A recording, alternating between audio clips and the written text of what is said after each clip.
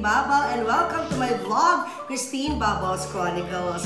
I'd like to thank all of you who have subscribed to me so far. So hindi pa kayo nakaka-subscribe, eto na. Pag napanood nyo itong episode na ito sa aking vlog, dadaming ating subscribers. Kasi meron akong lucky charm na kasama ngayon. Pero, syempre nakikita nyo na siya. Hindi na to surprise, eto na siya, diba? Aking good friend na si Grace Lee. Hi, Mamu! I miss you!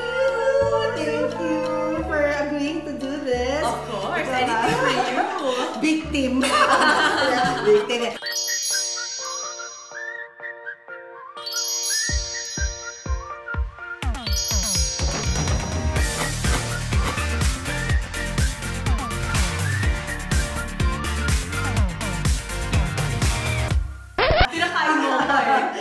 Dahil nga pinakain ko siya at ito, pinapainom ko ng alak. Yes. Lang muna siya. Cheers. Yun. So yun nga, as we shoot this, tama si Grace, Eve of Chinese New Year. So yun nga, sabi ko sa niya, Glee, ang tagal na natin din nagkita. Mag-Q&A naman tayo, pero ito not just for my ears or Papo's ears. Gusto ko pati para sa kayo makanood nito. Yes. Surprise. Hindi niya alam yung mga questions ko. So, with due respect and kay sa aking Tito Boy Abunda, gagayahin ko ang kanyang quick talk, di ba? Yung kanyang fast talk. Yung fast talk niya. Pero, nag-fast talk ka naman ni Tito Boy? Hindi pa. Hindi pa. Malapit na. Coming soon. Ayan, coming soon. Unahan kita, Tito Boy. I will channel my inner Tito Boy by asking Grace Lee, my friend, yung mga quick talk or mga fast talk questions. Ay, gagawin ko na nga kayang teen talk. Oh, nice. Ano may iba? Teen talk. Teen talk. Pero ito, in 1 minute. So, I hope to be able to achieve asking quick questions in 1 minute. Kasi itong mga YouTubers na to, kayo, ang attention span nyo, ang ikli. After 3 minutes, ayaw na, nag-tune out na kayo, i-stop video nyo na. Pero okay lang, kung nakakatuwa naman tayo, kahit 30 minutes, at papanoorin tayo. Ito na, mapuprove ko. Ito na, sa episode na to, sa vlog na to, kung lumampas kayo ng 3 minutes at pinapanood nyo pa rin, at nakita ko sa analytics, uy, pinanood. Ayun na, every episode nandito ka na. Walang iyak yan. Basta lechon paksiw lang masaya. Yan! Yan ang friend. Yes. O, abangan yung aming mukbang. Mukbang. Gagawa kami ng mukbang sa Coco. Yes. Pero before that, ito muna.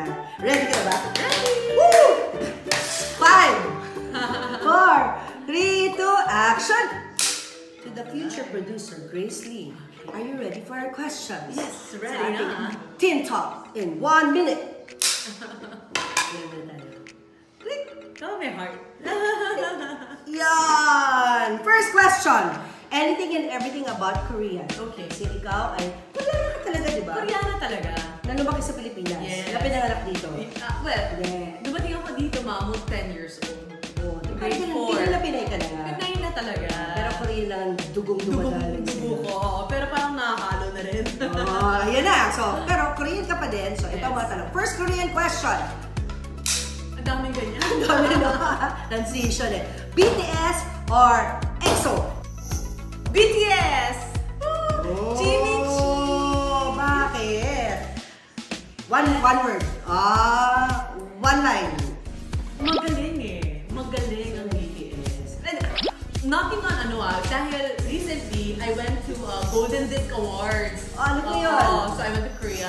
So napanood ko sila at na-research ko rin yung mga ibang groups. Ang galing din talaga ng EXO. Wala rin ako masabi. Kaya lang ang problema, mas nauna kong na-discover ang BTS. Because I only started learning about K-pop last year. Wala akong alam sa K-pop or K-drama. Ngayon nagkataon BTS muna ang na-discover ko. Kaya... Cute eh. Cute, magaling eh. So, cute at magaling. BTS wins! Next question. Gongyu or Lee Min Ho? Gongyu. Bakit?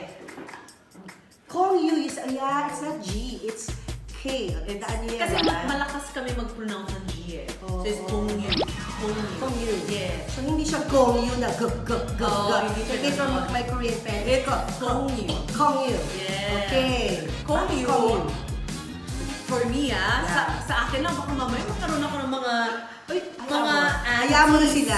Ako diba? yung first love ko eh. First love ko si Gongyu. Gongyu because of his acting skills. Lee Min Ho mas guwapo. In fairness pero acting skills si Gongyu. Gongyu pa rin. So si Gongyu ang aking first crush Pero aking chula by Celine. Yes, ha? May kaibahan pala yun. Ay, ganun talaga. Hindi, magaling nga talaga si Kongyo. Pero guwapo si Lee Min-ho. Diba? Janice de Belen. Hi, Janice! Diba? Third question. Korean question number 3. Kimchi or japchae? Kimchi. It's dahil ba kay Good Mami? for your health. Talo ko lang sa kimchi ni Mami ko rin. Mami. Siyempre naman. May reason din gano'n. Yeah, bakit? Because my mom, of course, has a kimchi factory here. Yeah. And my plug, you can avail her kimchi in all cocoa branches. O, diba? But kimchi kasi here. Saka minsan sa mga bazaar ko, Yes. pag hindi busy, Oo. sumasali. Okay, go. Kimchi kasi is very healthy. Yeah. It's full of natural probiotics. Kaya, I advise people to really take kimchi. So is it true na yung kimchi yung secret ng mga Koreana na tulad mo, kaya magaganda ang balat Alam mo yun, at nasasabi mahaba ng ang buhay? nanay ko. Pag if people ask her, Mommy, bakit ang ganda ng skin nyo? Mas mukha kayong bata. Yeah. My mom always says, kimchi every day. So totoo nga, ayan ang totoo, tingnan nyo. So dahil sa fermented siya, Yes, dahil hindi yes. siya fried, gano'n. No, it's fermented, fresh. Kaya So, full of probiotics, probiotics. diba? Good for the Yes, good for the gut. And gut is good skin. Good gut is good skin. Kaya alam mo ba, every day, no biro to, every day alam ni Katkat yan, kumakain ako ng kimchi. Dumating yung point na kahit walang ulam, sa gabi, si Papo kakain ng ice cream. Sabay kami, nag-usap kami dyan sa bar. Ako pumapapak ako ng kimchi. Hinahanap na tayo si Bats ko ng kimchi. Kaya Si Mao din, glowing. Diba? Kaya nagpe-perimenopausal face ako. Nagagamot yan ng kimchi. Yes, Sometimes kasi I feel old, but kimchi na lang katapat. Alam mo, pagdating sa atin, imposible 1 minute to. Imposible! I failed! Baka Sabi 1 ko, hour. 1 minute routine ko. Pwede 1 minute na ba ka? Ano na running time? Baka 3 minutes. Ano na? 6:57. Ay, naku, wala na nag-tune out na sila. Okay, 2 more questions. Okay. Inasaya naman talaga. Hindi dapat ikaw yung 1 minute mo. Hindi pwede. Oo, okay. Question number 4. Question number 4. K-drama, K-pop. K-drama. Kaya pala last year mo lang na-discover BTS kasi more of K-drama ka. Why? Actually, kahit K-drama, mga 2 years ago ko lang na-discover din. Ibig sabihin, before that, ang laki ng gap. So when my mom was into K-drama, when I was in grade school, napapanood ko siya. Tapos nung high school, college, tapos nung nagtrabaho ko ng 20s, I was so out of touch with Korean content. So dead ka lang sa K-drama? Oo, kaya lang, ngayon na nag-start ako ng sarili kong production company, kailangan matuto ako talaga kung sino yung mga actors, ano yung mga sikat na storylines. So I started discovering it only 2 years ago. Mas alam pa ng mga Pinoy ko na kaibigan, yung mga K-pop at K-drama. But K-drama only because I like the creativity behind the storyline, the build-up of characters. K-pop kasi I feel that, they're much younger. Although, gustong-gusto ko rin siya. Kaya lang, mas... Pero I get the kilig factor sa K-drama. Diba ka? Ano ba? Kasi K-drama na yan, dyan nagsimula pagiging insomnia ko. Kasi 5:30 na, may araw na sa labas. Literally, pagbukas ko ng pinto, oh my gosh! Tapos alam mo yung dire-diretso. Ano yung last mo na panood Grabe na yung ganyan? cliffhanger, Something in the Rain. Something in the Rain! Something in the Rain. Alam mo, nakaka-relate ako. Dahil yung female character, Una! Mas Ka-age matanda. ko. At ka-age mo. Pero Ka-age ko. generally, mas matanda siya sa guy. Di ba una? Uni. Nuna. Yun. You are my Onni. But for a guy, you are the Nuna.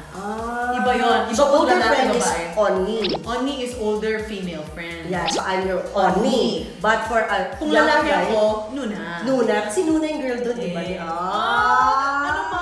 Something in Mag-date the na lang ako rain. ng Ayun na. Oh, speaking of man, question number 5. With boyfriend, without? Without. No. Question number 6. Yes. Why or why not? I don't know. Lord, please bless me na this year with a love life. Ang tagal ko ng single. Mabait naman po ako. Lord, tanggap ko na younger man. Kasi medyo uso na siya ngayon sa Korea dahil Something in the Rain. Tatanong ko sana kung older or younger. O ito na lang. Filipino or foreigner? Ako, it's a equal split between Filipinos and Korean. So ang Kasi Filipino- equally ako exposed ngayon eh. Oh, ano tawag sa Pinoy na may halong Korean? Kopi. Kopi? Kopinoy? Kopi. No. O kaya, Pirian? Piko! Piko! Ano mas maganda ka? Piko, Pinoy, Korean o Kopi? Korean, Pinoy.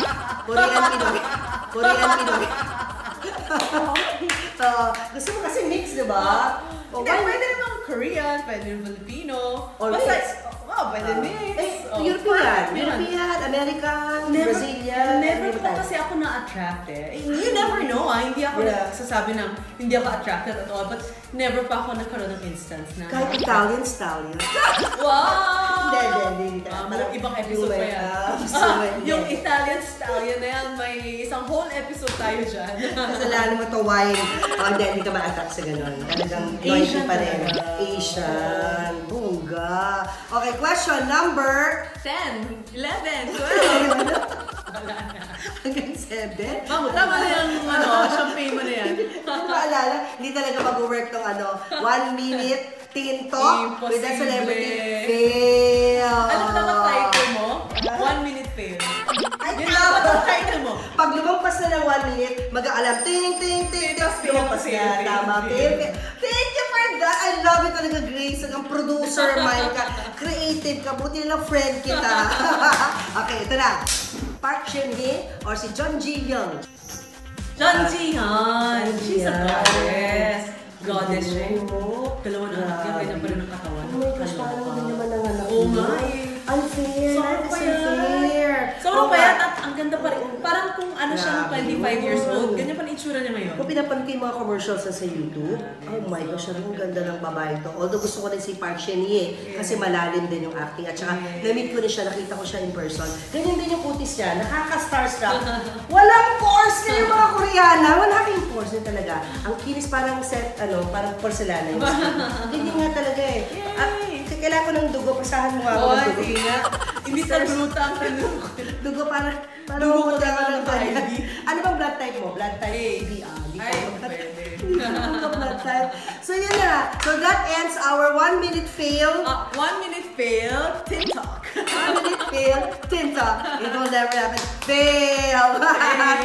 So, abangers, ang mukbang sa restaurant ni Glee, sa Kako. Very soon. Very soon na yan. At saka yung kanyang feature vlog. Very soon na yan. Nalalaman yung makeup tips ni Glee. Kung paano na-achieve ang ganyang klaseng makeup look. Close na.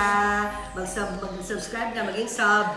Extra pa lang, 1 minute na. Kaya nga eh. So again, ganitong standard extra. Yung mga YouTubers. Inaarap ko na yan eh. Kasi napalpak-palpak ako eh. So thanks again for watching. If you like this episode, please press the like button. Comment down below. Yes. Subscribe. Don't what's this? Don't press the quit ads. Diba meron ganun? Don't skip the ads. And make sure that you smash that notice bell so that you won't miss any episode uploads pag meron ulit ako in-upload na vlog. Oh, pwede na! Dati nabubulol pa ako yan eh. Thank you guys! Thank you guys! Annyeong! At saka sarang eh! Sarang Ano pa? Ano ba ba? Annyeong! Annyeong!